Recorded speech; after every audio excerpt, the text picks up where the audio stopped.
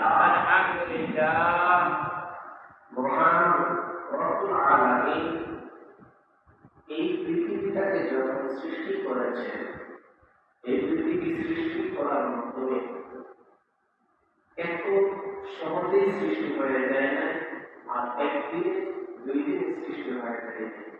তবে এটার মধ্যে এরকম বোঝা যায় না, এটা কেমন হয় যে আল্লাহ সারা পৃথিবীটাকে একত্রিতভাবে সৃষ্টি করতে পারেন না, এটা কেমন না। তবে আল্লাহ যেই জায়গায় যা চাইছে, যা দুনিয়াতে প্রয়োজন করেছে, যা যেই জায়গায় দিলে সুন্দর হবে, যে জায়গায় দিলে ভালো হবে, যেটা যে জায়গায় করলে ভালো হবে, যেটা যে জায়গায় হবে সুন্দর, যেটা যে জায়গায় মানাবে, সেই জায়গায় অনুযায়ী আমাকে আপনাকে সারা পৃথিবীটাকে সাজিয়েছেন সেই মহান আল্লাহ। সেই মহান আল্লাহ যে বানিয়েছেন, কেমন করে কোথায় থেকে আমাদেরকে বানাবেন। দেখেন, আমরা যদি আমাদের এই দেহর দিকে তাকাই, এই দেহটাকে, এই দেহটাকে আমি কে, আমি কি, আমি কে, আমার দেহ কি, দেহকে, এটা পার্থক্য আছে। কারণ এটার মধ্যে আমি আর দেহ এক নয়, আমি আর দেহ এক নয়। আমি যে সেটা আমি তো আমি, সেটা হচ্ছে রূহ। আর যেটাকে আমি ভাইব্রেট করতেছি, যেটা দুনিয়ার মধ্যে আমি কাজে লাগিয়েছি, এটা আমাদের আমি। এটা পার্থক্য হচ্ছে যে আমার দেহের দিকে তাকালে আমি নিজেই বুঝতে পারবো। কেমন করে বুঝবেন, সেদিকে লক্ষ্য করবেন। দেখেন, আমার এই দেহটাকে পৃথিবীর অন্য কেউ বানাইছে, বানায় আমার দিকে লক্ষ্য করবেন, একটু জবাব দিলে সুবিধা হয়ে যাবে। আল্লাহ বানিয়েছে। তবে বলবেন যে আল্লাহ বানালেন কিভাবে? আমি তো আমার মায়ের গর্ভে রইলাম, আমি আমার মায়ের গর্ভে থেকে আমি দুনিয়াতে আসলাম। তাহলে ওইদিকে লক্ষ্য করে, আপনার আম্মার পেটে আপনি ছিলেন, আমার আম্মার পেটে আমি ছিলাম, আমার বাবার থেকে বিক্রম হয়ে আমি আমার মায়ের গর্ভ হয়ে দুনিয়ার জমিনে এসেছি। শুধু এখান থেকে যুদ্ধ শেষ হয়ে যেত, এই পরিচয়টা যদি এখান থেকে আসতো, তাহলে বুঝতে পারতাম আল্লাহ বানায় আমার মা আমাকে বানিয়েছে। তাহলে দেখেন, শেষ হয়ে যায় এখানে।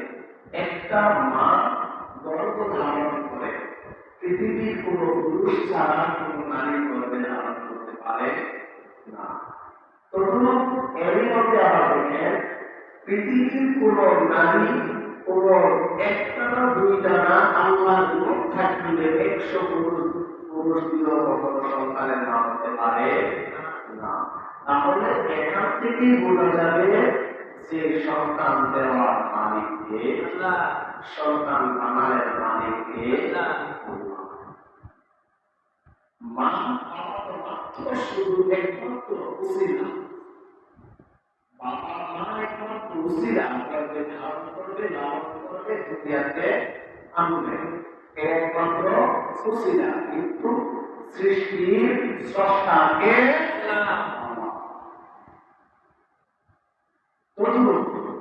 এখন দেখে আমার হাত, আমার পা, আমার চোখ, আমার নাক, আমার মুখ, আমার মাথার চোখ, আমার দাড়ি, নামি এবং পুরুষ ভেদাভেদ আছে না আছে, এগুলোর মধ্যে বানাইতে গিয়া এখন দেখেন আমার যে হাত, এই হাতটা একটু সৌন্দর্য কেন, কেন এই সৌন্দর্য এখন বুঝতে পারেন নাই? আমি যে বলছি এই মর্যাদাটা এখন বুঝেন নাই। শুধু বুঝতে পারতেন, আমি শুধু আমার এই হাতটা কি এত সৌন্দর্য কেন, এটা শুধু বুঝতে পারতাম, এটা নামটা কি শুধু জানতাম, আমার নিজের পছন্দ বেশিও দিতে হতো, শরীরে কাপড় দিয়ে হতো। কারণ পৃথিবীতে যাহা কিছু সৃষ্টি হয়েছে, আশ্চর্যজনক কিছু দেখলে মানুষ জায়গায় স্থির থাকতে পারে না, অস্থির হয়ে যায়, যাইতে যায় না। হাত যে কত সুন্দর, হাতটা যে কেমন মায়া একটা জিনিস। দেখেন এই বৃদ্ধ আঙ্গুলটা কোন জায়গায়, সাদা আঙ্গুল কোন জায়গায়, কান্না আঙ্গুল কোন জায়গায়, কোন জায়গায় কি দিয়েছেন, পাঁচটা আঙ্গুল কিভাবে কালো লাগতেছে, এক ডাইরেক্ট হাত কোথায় যায়, বাম হাত কোথায় আসে। আমার যদি এই চলাচল যদি বন্ধ হয়ে যায়, তারপরে দেখতে পারবেন মর্যাদা কি জায়গায় যাবে না। কারণ এসেস বলে বলা যায় একটা হাতকে ওজন করে আরেকটা হাতে বড় করে নিতে হয়। ও বাবা আমার, তবু এই দেহটাকে বানাইতে আল্লাহ রাব্বুল আলামিন যে এত সৌন্দর্য করে বানিয়েছেন, যেটা যেই জায়গায় লাগবে ওই জায়গায় ঠিক তদ্রুপ বানিয়ে দিয়েছেন। কেন বলেছি? এই পৃথিবীটাকে সাজিয়েছেন একজন, তিনি আল্লাহ। এই পৃথিবীটাকে সাজিয়েছেন তিনি হচ্ছেন আল্লাহ। এবার দেখেন সাজাইলেন কিভাবে। পৃথিবীটাকে সাজানোর জন্য এক জায়গায় পাহাড়, আরেক জায়গায় নদী, এক জায়গায় খাল, আরেক জায়গায় বিল, এক জায়গায় জমি, আরেক জায়গায় উঁচু, এক জায়গায় পোস্ট, এরকম করে এক একটা জায়গাকে এক একটা পরিণামে দিয়েছে। প্রথম তারই মাঝে দেখেন আসমান উপরে, জমিন নিচে, উপরে আসমান, সাত আসমান, নিচে জমিনের মধ্যে সাত জমিন। এই সাত জমিনকে আল্লাহ যখন সৃষ্টি করেছেন, সৃষ্টি করার মাধ্যমে সর্বপ্রথম শুধু পানি ছিলেন, সর্বপ্রথম শুধু পানি ছিলেন। আর সর্বপ্রথম যখন আল্লাহ জমিন সৃষ্টি করবেন, এই জমিন সৃষ্টি করার মাধ্যমে নিচুতর দেশে শুধু পানি ছিলেন। যে পানির উপরে আমরা এখন বসবাস করতেছি, কোন পানির উপরে? এই মানুষ ঘরটা যে জায়গা, এই মানুষ ঘরের উপরে নিচে পানি আছে, এই পানির উপরে জমিন বাসিত। এই জমিনটা বাসিত আছে কিসের উপরে? পানির উপরে। তাহলে বোঝা গেল নিচে কি? পানি। মহান রব্বুল আলামিন পানির উপরে জমিকে বাসিত করে গেছেন। এই যে একটা ক্ষমতা, এই ক্ষমতা কার? অন্য কারণ হতে পারে না। এত বড় ক্ষমতা পানির উপরে বাসমান, এত বড় একটা জমিন, তার উপরে আছে পাহাড় পর্বত, তার উপরে আছে আসমান, যত যা কিছু আছে সমস্ত সব কিছুর নিচ থেকে পানি। এই পানির উপরে সব কিছু বাসমান। আল্লাহ বলেন যখন পৃথিবীকে সৃষ্টি করবেন, পৃথিবী সৃষ্টি করার মাধ্যমে, মাটি সৃষ্টি হওয়ার মাধ্যমে একটা রহস্য ঘটনা হয়েছে। এই রহস্যটা হচ্ছে পানি থেকে মাটি হয়েছে। যদি বলে তাই কি আল্লাহ কুদরত না? এটা আল্লাহ কুদরত। পানি থেকে কিভাবে মাটি তৈরি হইল, এটা আল্লাহ কুদরত চাইলে দেখতে পারবে। চাইলেন কিভাবে? ওই পানির মধ্যে ঢেউ লেগে গেলেন। কি লেগে গেলেন? ঢেউ লেগে গেলেন। পানির উপর ঢেউ অবস্থায় যখন আপনি আমি সাগর পার যাবেন, তখন দেখতে পারবেন সাগরের পানির উপর ঢেউ ঢেউ ভাবতে থাকে। ওই পানির ঢেউগুলো যখন ঢেউ হয়, যখন তাড়াতাড়ি করে একত্রিত হয়ে পানির অপর সাইডে একটা পানা তৈরি হয়, হইতে হয়। ওই বেড়াটা যখন তৈরি হয়, আল্লাহ রাব্বুল আলামিন ওই পানি থেকে উৎপন্ন ফেনা দ্বারা, সেই ফেনা দিয়ে আমার আল্লাহ রাব্বুল আলামিন জমিনের 7 পাল্লা মাটি তৈরি করে দিয়েছেন। সুবহানাল্লাহ। সেই মাটিটাকে তৈরি করে পৃথিবীর মধ্যস্থলের মাধ্যমে আল্লাহ রাব্বুল আলামিন একটা নিজের ঘর বানিয়েছেন, যেটা আমরা খানাইটা বানাই চিনি। ওই খানাটাকে আল্লাহ রাব্বুল আলামিন সর্বপ্রথম পৃথিবীর মাছগুলির মাধ্যমে, যদি আপনারা আমি এবং আপনি সবাই দেখি মানুষ শরীরে আছে, এই মানুষটা দেহ সুস্থ শরীরের মানুষের দেহটাকে মাপলে নাভি থেকে মাপ নেবেন, এই নাভির নিচ থেকে শুরু করে পায়ের তালকা পর্যন্ত যেটুকু সমান আছে, নাভি থেকে শুরু করে মাথার তালকা পর্যন্ত এটুকু আছে। বলে কন্যা সুবহানাল্লাহ।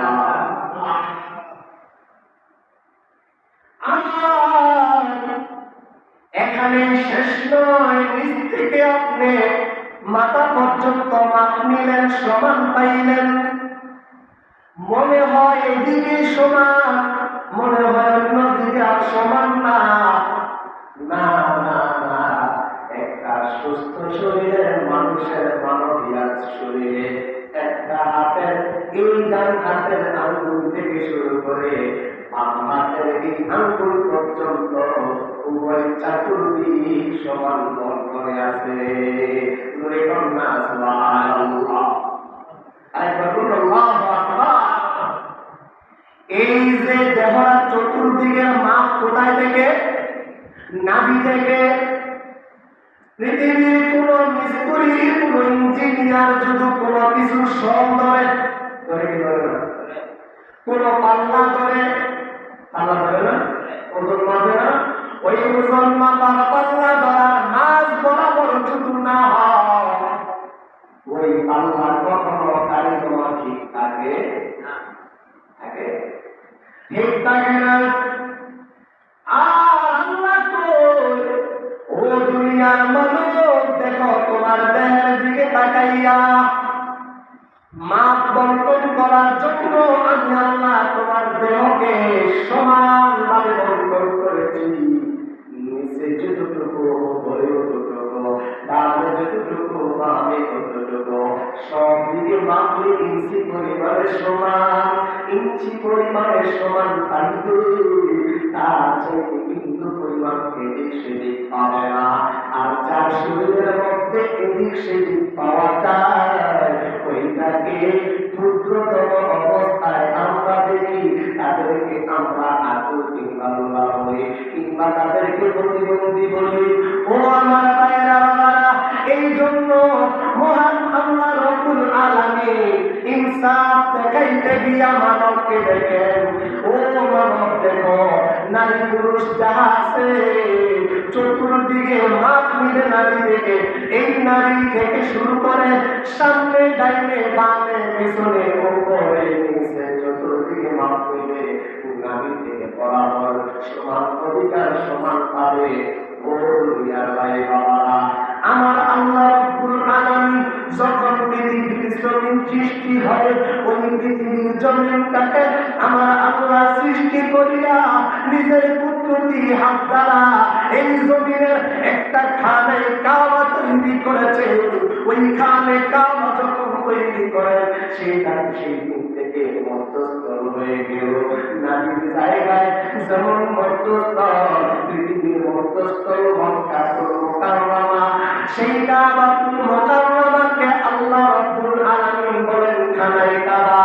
ওই খানায়ে কাবাটা পৃথিবীর একটা নবী, ওই নবীকে আমি আল্লাহ তৈরি করে সারা পৃথিবীর সমান সবকিছু সমান রেখে আর সমস্ত মানবজাতিকে আমি আমার ঘরকে তার করার একটা সিদ্ধান্ত করে নিয়েছি।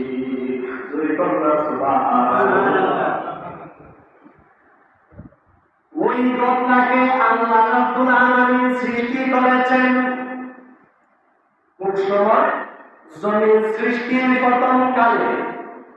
ওই তারপর থেকে এই পৃথিবীর যাহা জমিন গাছপালা তৈলতা আছে আপনারা সবাই জানেন, সব কিছুকে আমার আল্লাহ রাব্বুল আলামিন এক সময় কিন্তু ধ্বংস করে দিয়েছিলেন।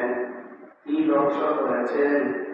জমির উপরে যা আছে, গাছপালা তৈলতা, মানব সমাজের মধ্যে যাহা ছিল সবাইকে ধ্বংস করেছিলেন। কোন সময়? নূহ আলাইহিস সালাতু ওয়াস সালামের সময়। সেই নূহ আলাইহিস সালাতু ওয়াস সালাম আল্লাহর কাছে ফরিয়াদ করলেন, আল্লাহ আপনার নরনারীদেরকে আমি আপনার বাণী পৌঁছাইতেছি, কিন্তু মানুষগুলো হেদায়েত হয় না। ও আল্লাহ, আপনি তাদেরকে ধ্বংস করেন। একবার দুইবার তিনবার, একদিন দুই দিন তিন দিন বলতে বলতে বলতে বলতে নূরের কথায় আল্লাহ রাব্বুল আলামিন নূরকে পরীক্ষা করার জন্য, নূরকে বোঝানোর জন্য প্লাবন করে দিয়েছিলেন। মনে আছে আপনাদের? প্লাবন করাইয়া আল্লাহ রাব্বুল আলামিন সবকিছু যখন মিসমার করে দিয়েছিলেন, ওই পানির কারণে আল্লাহ রাব্বুল আলামিনের খামের কাবা ঘর পানির ঢেউয়ে মাটির সাথে মিশ্রিত হয়ে গেছিল। ওই সময় পর থেকে ইব্রাহিম আলাইহিস সালাতু ওয়াস সালাম যখন দুনিয়ার জমিনে আসলেন, পুত্র ইসমাঈলকে নিয়ে আল্লাহ রাব্বুল আলামিনের খামে কাবা বাইতুল্লাহ ঘরটাকে আবার পুনর্নির্মাণ করে দিয়েছিলেন। পুনর্নির্মাণ করতে সময়, শেষ সময় এইখানে কাবা যখন ইব্রাহিম যখন পুনর্নির্মাণ করেন, এই যে আলগা জালিটা দেখতেছেন আমরা এই পেছনের জায়গায় কিন্তু ইব্রাহিম আলাইহিস সালাম দাঁড়াইয়া সাদের কাজটা কমপ্লিট করেছিলেন। আল্লাহু আকবার। আমি কেন বলেছি জানেননি? প্রথম শুরু থেকে শুরু করলাম এই জন্য সময় সতীর্থ, তারপরও প্রথম থেকে টাইলাম বোঝানোর জন্য। এই জন্য বুঝাইলাম খানে কাবা কোথায় থেকে এসেছে, কিভাবে এসেছে। ওই খানে কাবার আসেন দুই। এবার আল্লাহ রাব্বুল আলামিন বলেন, ওয়ালিল্লাহি আলান নাসি হিজ্জুল বাইতি। আর আল্লাহ তাআলা সন্তুষ্টি লাভের জন্য এই ঘরের নিরাপত্তা, সেই ঘরে হজ করার লোকদের জন্য আবশ্যক বানিয়েছিলেন। আল্লাহ রাব্বুল আলামিন বলেন, আমি আল্লাহ এই ঘরটাকে যখন তৈরি করেছি, আর এই ঘরটাকে কায়েম করার জন্য সবাইকে না, যাদেরকে আমি আল্লাহ ফরজ করে দিয়েছি, কোন লোকদেরকে আমি আল্লাহ ফরজ করলাম এইখানে কাবাকে পৃথিবীর যেই জায়গায় থাকুক না কেন, যদি ধরে দলিত হতে পারো, কি ধরে দলি ওইখানে কাবা কায়েম করার জন্য করে তুমি হও, তাহলে তোমার উপরে হজ করা বন্ধ হয়ে যাবে। এবার কারো মনে করো আমি সংক্ষিপ্ত আদায় টানব, সেটির অনুযায়ী কথা বলবো, লক্ষ্য করবেন। হজ করা ফরজ সবার উপরে না, কিন্তু উমরা করার জন্য আবার ব্যবস্থা করে দিয়েছেন আল্লাহ। মানুষ সবাই বছরে একবার হজ করতে পারে না, কিন্তু তার মধ্যে সবাই শুধু ফরজের আদায় করতে নাও পারে, এই জন্য আবার বছরের মাঝখান দিয়া উমরা করার সুযোগ করে দিয়েছেন। এরপরে দেখেন, এই বছরে একবার হজ করার জন্য কার উপরে খরচ? তার উপরে খরচ হয়ে যাবে পৃথিবীর মানুষ। মনে রাখতে হবে ধন দেওয়ার মালিককে, আবার আলোচনা বলতে হবে ধনের মালিককে আল্লাহ। সেই আল্লাহ ধনের মালিক, তাহলে পৃথিবীর আমার খারাপ না তো কিছুই নাই। এর মধ্যে আল্লাহ বলেন, তারপর তুমি ধনের মালিক হবে, কারণ কি জানি দুনিয়ার জমিনে আমি প্রত্যেক নরনারীদেরকে কাউকে কম সমান দিই না, সবাইকে আমি সমান দিয়েছি। সমান দেওয়ার পরে যেই ব্যক্তি আমার কথা রীতিমতো মানতে পারে, ওই রীতিমতো মানার পরে হালাল টাকা উপার্জন করিয়া যেই জায়গায় থাকবে, নাবি থেকে যেই জায়গা অর্থাৎ মক্কা থেকে কাবা থেকে পৃথিবীর যেই জায়গায় থাকবে, ওই জায়গা থেকে মক্কা খানায় কাবা প্রত্যাগ করার জন্য বছরে একবার ওই সময় খরচ হবে, যেই সময় তার ফ্যামিলির মা বাবা স্ত্রী পুত্র সবাইকে হজ থেকে ফিরে আসা পর্যন্ত তার খাবার খরচ দিয়া এবং আসা এবং যাওয়ার যাতায়াত খরচগুলো রীতিমতো আদায় করতে পারবে।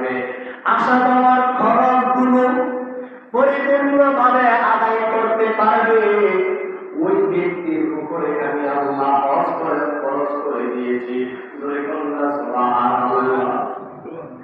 এবার মানুষ কয় আমার তো ঋণ আছে, আমার টাকা আছে, কেমনে যাইতাম, আমার তো 4-5 লাখ টাকা আছে, এটা দিয়া শুধু হজ যাই তাহলে আমার নাতি খাইব কি, আমার ছেলে মেয়ে বাঁচব কেমনে? এই চিন্তা ভাবনা করিয়া বাড়ি করে গাড়ি করে কিন্তু খরচ করা তার উপরে কোনো মনে আশা লাগে না।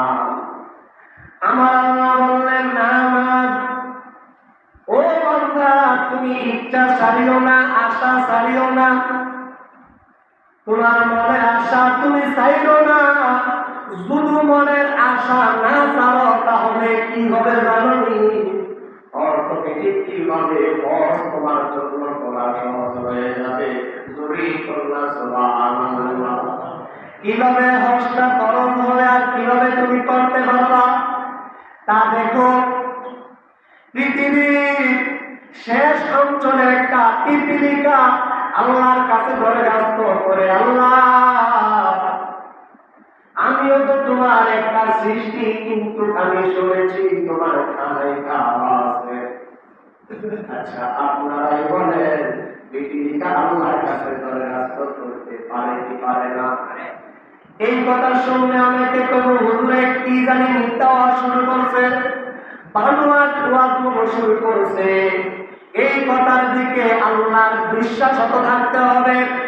কারণ কি বাবা, আল্লাহ যা চাইলে ইচ্ছা করলে অসম্ভবকে সম্ভব করতে পারে কি পারে না? ওই পিপিলিকা আল্লাহর কাছে বারবার দরখাস্ত করে, আল্লাহ তুমি তো স্রষ্টা, আমিও তো তোমার একটা সৃষ্টি, কিন্তু আমি শুনেছি তোমার খানায় কাবা আছে, সেই খানায় কাবা ঘরটাকে দেখবার মনে সাথ জেগেছে। দূরে কন্যা সুবহানাল্লাহ। ইচ্ছে জাগে আমাদের যেতে মদিনা, ইচ্ছে জাগে আমাদের যেতে মদিনা, আল্লাহ তুমি তো বলে করো না, আল্লাহ তুমি তো বলে করো না, আল্লাহ তুমি তো বলে করো না। আই তুমি রাসূল পকরে মোহাম্মদ শাহে মদিনা, দেখলাম তে মুঝে মঞ্জারে গুল জানে মদিনা, দেখলাম তে মুঝে মঞ্জারে গুল জানে মদিনা। গুলজার মদিনা, সেই মদিনাকে একবার দেখলে, মক্কাকে একবার দেখলে তার জীবনের গুনাহগুলো বৃষ্টির মতো, বৃষ্টির পানির মতো ঝরিয়া পড়ে যায়। আই তুমি রাসূল পকরে মোহাম্মদ শাহে মদিনা, দেখলাম মুঝে মঞ্জারে গুল শাহে মদিনা, দেখলাম মুঝে মঞ্জারে গুল জানে মদিনা। अल्लाह ने मक्का एक ही काबा बनाया, बोलছে কি বলছে না?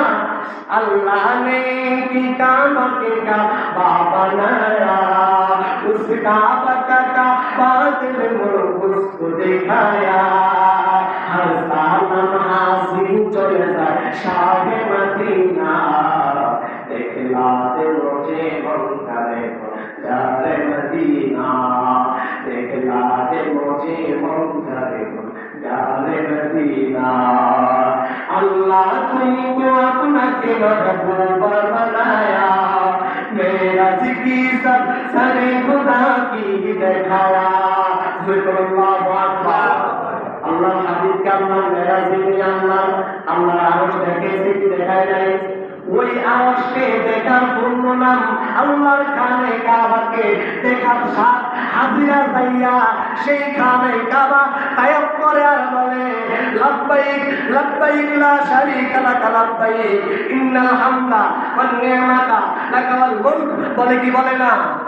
এই জন্য আল্লাহ রাব্বুল আলামিনের খানে কাবা ঘর তায়াব করার জন্য ওই পিপিলিকা বারবার করে যখন দরখাস্ত করে ওই পিপিলিকার সেই শূন্য সাপকে আল্লাহ রাব্বুল আলামিন পূর্ণ করার জন্য আল্লাহর কুদরতে কবুতর পাখি আয়েশা ওই পিপিলিকার সামনে আয়েশা বসলেন। পিপিলিকা ওই কবুতরকে পাইয়া কবুতরের পায়ের মধ্যে কামড় দিয়ে দিলেন। কামড় দিতে দেরি ওই কবুতর একটা উড়াল দিয়া পৃথিবীর শেষ অঞ্চল থেকে পৃথিবীর মধ্যস্থলের খানে কাবা করে দেয়া বসলেন। জোরে কন্যা সুবহানাল্লাহ। ওই খানে কাবা করে দেয়া যখন বসলেন পিপিলিকা ওই কবুতরের পা থেকে পিপিলিকাটা কামড় দিয়া যখন পরে গেলেন, কামড়টা ছেড়ে দিয়ে যখন পরে গেলেন, ওইরা দেখতেছে খানে কাবা ঘরের মালিকের মালিকানা তিনি আল্লাহ রাব্বুল আলামিন, সেই তায়াবের মালিক আল্লাহ। ৮০,০০০ আলম ১৮,০০০ মাখলুকাত জাতের যত রকমের যত সৃষ্টি রয়েছে ওই সৃষ্টির স্রষ্টা হইয়া আল্লাহর মাখলুকাতের সেই সমস্ত পবিত্র জিনিসগুলো আছে ওই সমস্ত পবিত্র জিনিসগুলো পশু পাখি যা রয়েছে পবিত্র ইনসানগুলো পবিত্র পশুগুলো পবিত্র পাখিগুলো এবং কি আল্লাহর ফেরেশতাগুলো আল্লাহর ঘর তায়াব করতেছে। জোরে কন্যা সুবহানাল্লাহ। তাহলে ইচ্ছা থাকলে উপায় হয় কি হয় না? হয় কি হয় না? কিন্তু আমরা দলে মালিক হতে পারি। বর্তমান অবস্থায় যদি ৩ থেকে ৪ লাখ টাকার মালিকানা থাকা যায় তাহলে কিন্তু ইচ্ছা করলে হজ করা যায়, তার উপরে হজ কিন্তু খরচ আদায় করতে পারে। ও আমার ইচ্ছা নাই এই জন্য পূর্ণ করে না। মানুষ নিজে কত টাকার সমান আছে আজ পর্যন্ত হালাল টাকার উপার্জনের হিসাব নিতে পারে না। কারণ কি জানেননি? সুদে আর ঘুষে সমান কথা করবে কেন? ঠিক না বেশি? সুদে আর ঘুষে সমান, হালালে আর হারামে সমান। এই জন্য বলতে পারে না আল্লাহ তোমার খানায় দরাম তায়াব করে দেব। যারা হারাম টাকা দিয়া আল্লাহর ঘর তায়াব করতে যায় তারা দেখবেন হাজি নামের সাথে হাজির আবার বাজলানিও করে।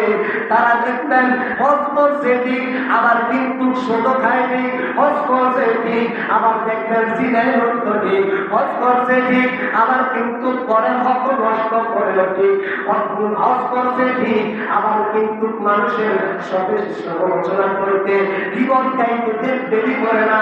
ওই ধরনের হাজিরগুলো দেখলে হাজির না করা যায় না। আল্লাহ বলেন তারা কিন্তু আমি আল্লাহর ঘরকে তায়াব করতে তার জন্য হাজিরা। তারা কিন্তু কেউ কোরআন বইরা ইমান না হয়, কেউ কোরআন বইরা বেঈমান হয়। যারা কোরআন বইরা আবার বেঈমান হয় তারা না বুঝার কারণে যারা হারাম টাকা দিয়া হজ কইরা আসে তারা হাজির না হইয়া বাতিল হইয়া আসে। জোরে কন্যা আলহামদুলিল্লাহ। এই জন্য আমার আল্লাহ বলেন যারা হজ করছে, যারা হাজি, যারা সত্যকারে হজি, তারা কোনোদিন নামাজ ছাড়ে না, তারা কোনোদিন বউয়ের পর্দা ছাড়া রাখে না, তারা কোনোদিন মিথ্যা কথা বলে না, তারা কোনোদিন এই যেই ঘরকে লাব্বাইক আল্লাহুম্মা লাব্বাইক বলেছে ওই মুখ দিয়ে ইচ্ছা করি না হারাম খায় না, তারা কোনোদিন জেলে যায় না, তারা কোনোদিন ব্যভিচার করে না। জোরে কন্যা সত্যবাদিতা সত্য। তাহলে ওই ধরনের হাজিগুলাকে আল্লাহ রাব্বুল আলামিন বলতেছেন না রে না, যেই হাজিগুলা হারাম টাকা দিয়া যাও হজ করতে যাও মানে যেই হাজিগুলা হজ করতে যায় তারা হারাম টাকা দিয়া যেন যায়, আর শুধু যাইতে চায় হারাম টাকা দিয়া যেন যায়, তারা যেন হারাম টাকা দিয়া না যায়। হারাম টাকা দিয়া সেই ব্যক্তি আমার ঘর তায়াব করে আসে, আমি আল্লাহ, আমি ইজ্জতের মালিক, আমি ইজ্জতের মালিক। এই জন্য আমি আল্লাহর দয়া বেশি, আমি আল্লাহ তার আশা পূর্ণ বসাতে পারি না, এই জন্য তার মনের আশা পূর্ণ করে দেই। মনে রাখো বান্দা, তোমার মনের আশা আমি পূর্ণ করলাম আর তুমি হারাম টাকা দিয়া আমার গলতায় পইরা লোক সমাজকে মিথ্যা কথা কইয়া লোকের মধ্যে ধ্বংসের বিবর্তন করে দিলা, ভাইয়ের মধ্যে শত্রুতা আমি লাগাইয়া দিলা, বোনের মধ্যে শত্রুতা আমি লাগাইয়া দিলা, সংসারে দুশ্মনী লাগাইয়া দিলা। তুমি হাসিয়া ফাসিল হইয়া, তুমি বেঈমান হইয়া মরো, তুমি খ্রিস্টান হইয়া মরো, তুমি নাস্তিক হইয়া মরো, এটা আমি এবং আমার রাসূল দেখা আশা না। জুড়ে করলেন আলহামদুলিল্লাহ। এই জন্য আল্লাহ রাব্বুল আলামিন যেন আল্লাহর ঘর সঠিক মতো আমাদেরকে ত্যাগ করা তৌফিক দান করে, সকল বলেন আমিন। এবং তার সাথে সাথে করে আমার আল্লাহ রাব্বুল আলামিন যেন আমাকে হালাল খাওয়া, হালাল উপার্জন করা তৌফিক দান করে, সকল বলেন আমিন। এবং হারামের সাথে যেন জড়িত না থাকি। মানুষের জিনার যে কাজ কারবার, জিনা করলে যেই গুনাহ, তার চাইতে নিকৃষ্ট গুনাহ করা সুদের গুনাহ, তার চাইতে নিকৃষ্ট গুনাহ ঘুষের গুনাহ, এই ধরনের গুনাহ থেকে যেন আমার আল্লাহ রাব্বুল আলামিন আমাদেরকে হেফাজত রাখতে বলেন আমিন। আল্লাহ রাব্বুল আলামিন সঠিক হক পথে চলবা, হক কথা বলবা, কোরআন সুন্নাহ মোতাবেক চলবা, আমল করা তৌফিক দান করুন, সকলে বলেন আমিন।